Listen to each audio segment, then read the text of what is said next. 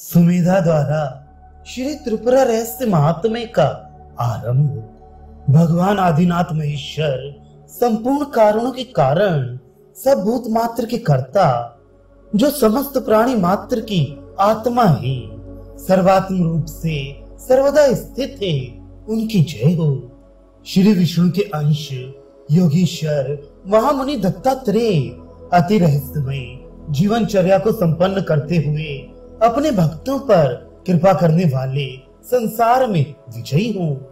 जमदग्नि रूप अरणि से उत्पन्न और क्षत्रिय रूपी ईंधन को भस्म करने में महाभीषण अत्रि रूप श्री परशुराम अपने भक्तजन के हृदय के अज्ञान को नाश करने वाले सदैव तत्पर हैं। इस प्रकार स्वर्ण पद्मनी नदी के तट पर स्थित होकर हारतायन ने अपनी गुरु परंपरा का श्रद्धा पूर्वक निर्वाह करके पितामह द्वारा कहे गए विधान के अनुसार 36 दिनों में पूर्ण किया हुआ श्री त्रिपुरा का रहस्य बनाया। इस ग्रंथ की यह विशेषता है कि यह भगवती चिति के संबंध का संपूर्ण इतिहास यथावस्थित जैसा हुआ है। सर्व तंत्रों का सार अपने में स्वतः पूर्ण विविध प्रकार की अनुपम कथाओं से सविशेष चित्रित वैराग्य भक्ति उस अचिंत्य शक्ति के महात्म्य कर्म विधि और ज्ञान कांड से युक्त है। ये भली प्रकार मनन से पढ़ने सुनने वाले के संपूर्ण पापों का शमन करता है और श्रोता के सब क्लेशों का विनाश करने में अमोघ है। इसे विचार पूर्वक धारण करने से अपने आत्म साक्षात्कार का अलभ्य लाभ मिलता है, जिससे मोक्ष मार्ग का साधन सुगम बन जाता है। इसकी पूजन अर्चन करने से भगवती त्रिपुरा की परम भक्ति का सर्वश्रेष्ठ साधन मिलता है, जिससे शुभ भाग्य के उदय का अवसर तत्काल उपलब्ध होता है। भली भांति सुलेख द्वारा लिखे जाने से ये विद्या तत्व का साक्षात्कार करता है और इसमें प्रतिपादित साधन का सविधि संपादन करने से सेवन से निसंदेह ये वांछित अभिष्ट का दाता है। जहाँ श्री त्रिपुरा महेशानी का कथा रूपी वैभव का अत्यंत सरंभ से गुणानुवाद गाया गया है। ज्ञान वैराग्य और भक्ति की त्रिवेणी से इसके प्रति श्लोक में भव्य भावों की चमत्कृति भगवती के समुदार गुणों का अपूर्व रहस्य गुप्त है तथा इसे नारद आदि परम श्रेष्ठ ऋषियों ने सुना है। इस महाकलि संतरण ग्रंथ के उपस्थित रहने पर क्या वस्तु दुर्लभतर है, क्योंकि ये चिंतामणि के समान स्थित है। इसी बीच में उस महामहिम हारतायन के यहाँ आनंद से परिपूर्ण अंतःकरण देव ऋषि श्रेष्ठ श्री नारद अपनी रमणीय वीणा को बजाते हुए वहां आ गए।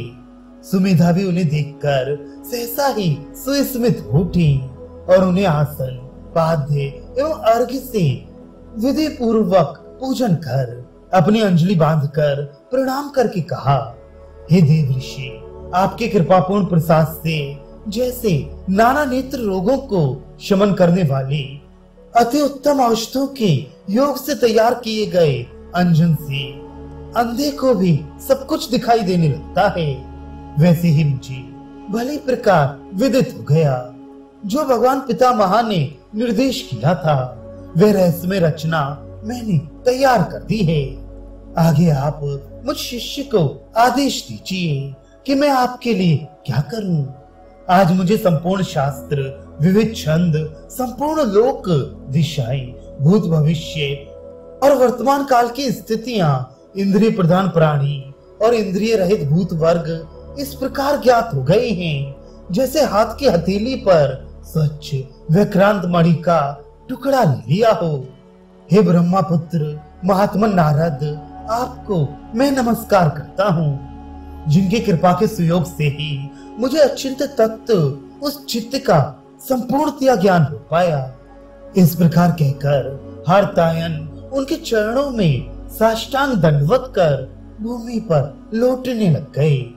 इस प्रकार श्री नारद ने उस मुनि को उठाकर अपनी छाती से स्नेहवश लगा लिया और आसन पर बैठकर मधुर वाणी से बोले, हे हार्तायन, तू धन्य है। तेरे समान भाग्यशील अन्य व्यक्ति नहीं है जिसके पास भगवती त्रिपुरा के चरण कमलों की भक्ति से महती ज्ञान शक्ति का प्राकट्य हो गया। जो तुमने त्रिपुरा भगवती का शुभ रहस्य रचा है, उसे अपनी इष्ट देव पितामह श्री ब्रह्मा के उपदेश से सुनने की इच्छा से मैं तेरे पास आया हूँ। मैं उस परम तत्व को सुनने में अत्यंत श्रद्धावान हूँ। तू मुझे वह सब विस्तार पूर्वक बता। इस प्रकार श्री नारद के कथन को सुनकर अत्यंत प्रसन्न होकर आनंद से निकले आंसुओं से सारे नेत्र रूपी कमल खिल उठे हैं और भगवती त्रिपुरा के साक्षात स्मरण ध्यान मात्र से ही आनंद से उनके रोमांच छूने से रोम दुगने उठ गए हैं। अपने इष्ट के ध्यान से ही रोम उद्गम होना देवता की पूर्ण कृपा के प्रसाद का परिचायक है। ऐसे हार्तायन ने नारद जी को मधु से सने हुए अमृतोपम वचन कहे। हे महामुनि ब्रह्मापुत्र, ये आप जैसे महाशास्त्र विशारद परावर्ग्य के लिए समुचित ही है कि सर्वज्ञ होते हुए भी मुझ शिष्यभूत मृत अज्ञानी से अखिल भुवनाराध्या के पवित्र गुणानुवाद को सुनने की कामना करती ही। सत्पुरुषों की ये स्वाभाविक प्रकृति का सद्गुण है कि निमत्सर होकर अपने से कम जानने वाले अल्पज्ञ दूसरे व्यक्ति से भी ऐसे महान भाव सदग्रंथों के आशय सुना करती ही। फिर परादेवता त्रिपुरा के अमृतोपम पे तत्व को सुनने का आप मुझे श्रेय दें तो कोई विचित्र बात नहीं। यदि पत्थर के पात्र में अथवा मणि पात्र में दाग का फल रखा जाए तो द्राक्षा फल तो कोई भेद नहीं करेगा। वह तो स्वाभाविक मधुरता में वैसा ही रहेगा। किसी भी पात्र में उस दाग को रखने से फल के स्वाद में कोई अंतर नहीं आता। आपकी आज्ञा को शिरोधार्य कर और विधाता की आदेश शक्ति का स्मरण कर आपकी सेवा में अति विचित्र उस रहस्य को कहता हूँ जो परम अमृत के समान है और अपरिमित तृप्ति और असीम तुष्टि प्रदान करता है। आप हम दोनों के संवाद को सम्यक भली प्रकार ध्यान पूर्वक सुनिए।